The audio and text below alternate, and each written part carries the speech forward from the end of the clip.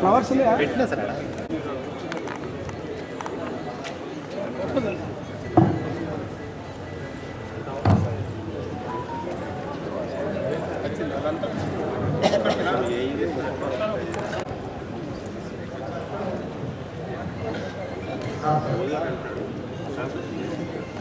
తెలంగాణ ప్రజాపాలన దినోత్సవ పురస్కరించుకొని ఈనాటి కార్యక్రమాన్ని మొదటగా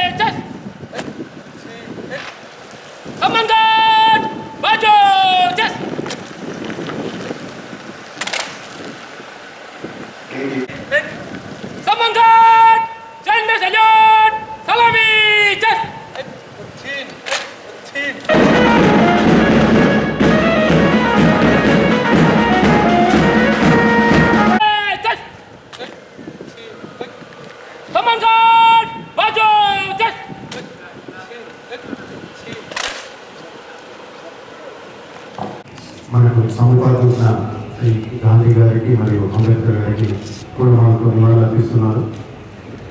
అలాగే పూలమాలతో నివాళులు అర్పిస్తున్నారు.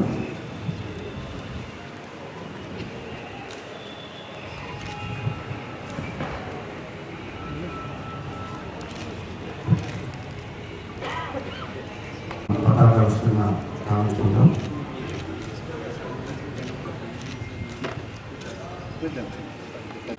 నేటి కార్యక్రమానికి విచ్చేసిన గౌరవ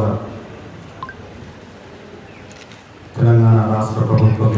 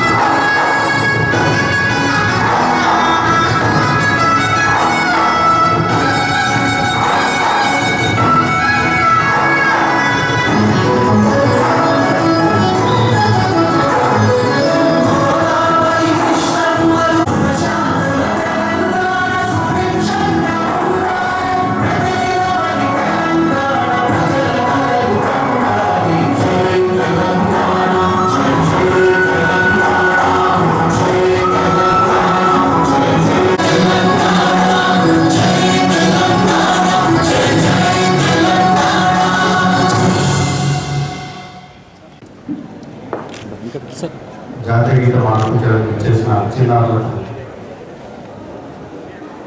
గౌరవ ముఖ్య అతిథి గారు జిల్లా కలెక్టర్ గారు చిరు జ్ఞాపికలు అందజేయడం జరుగుతుంది.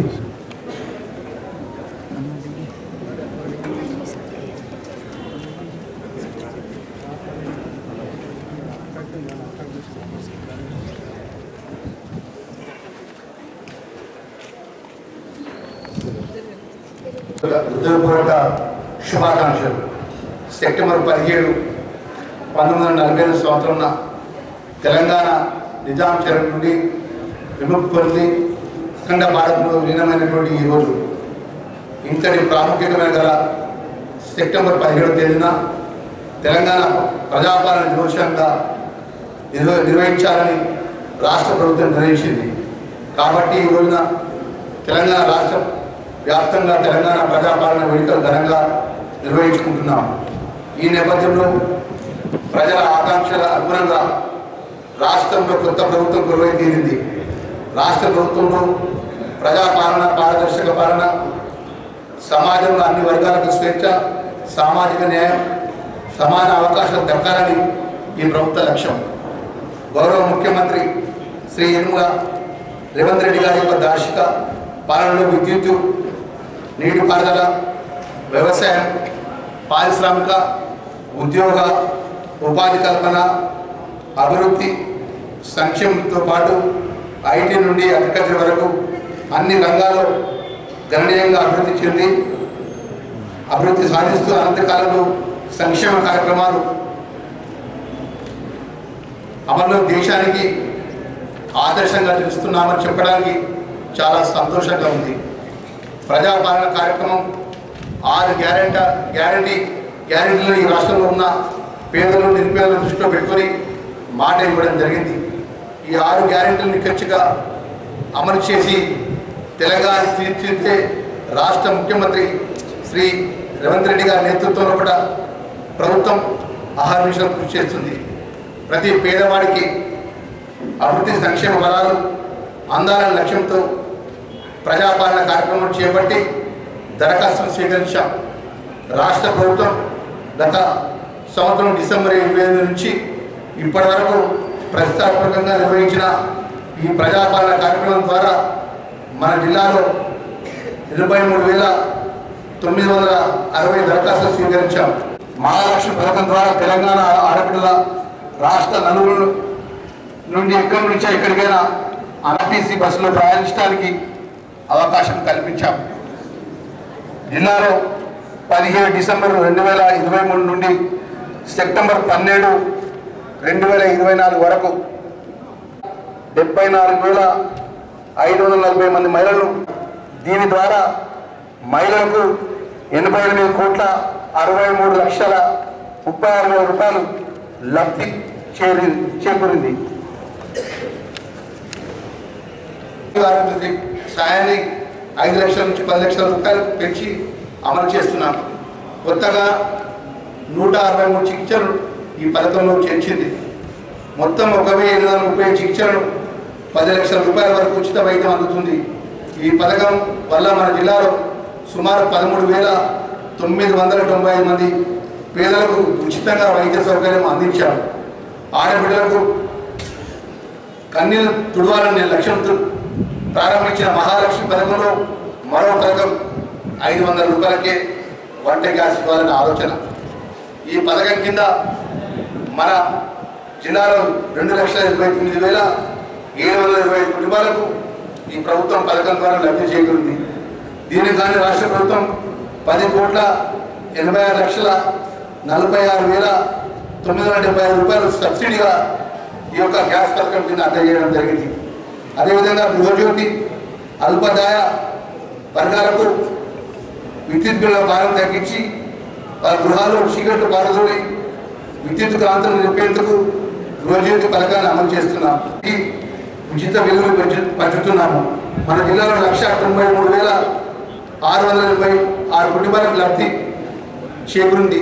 దీనికి ప్రభుత్వం ఇప్పటివరకు 7,20,00,000 రూపాయలు సబ్సిడీ చెల్లించింది. ఇందిరమ్మ ఇళ్ల పథకం పేద బడుగు వర్గాల సొంత ఇంటి కల నెరవేర్చేందుకు ఇందిరమ్మ ఇళ్ల పేరుతో నూతన గృహ నిర్మాణ కార్యక్రమాన్ని ప్రభుత్వం శ్రీకారం చుడుతుంది. 2 లక్షల వరకు రుణమాఫీ మా ప్రభుత్వం హామీ ఇచ్చిన మేరకు 2 లక్షల రూపాయల వరకు రైతులకు రుణమాఫీ చేశాం. రుణమాఫీతో తెలంగాణలో రైతులకు రుణమాఫీ విడుదలై స్వేచ్ఛవాయి పిలుస్తున్నారు.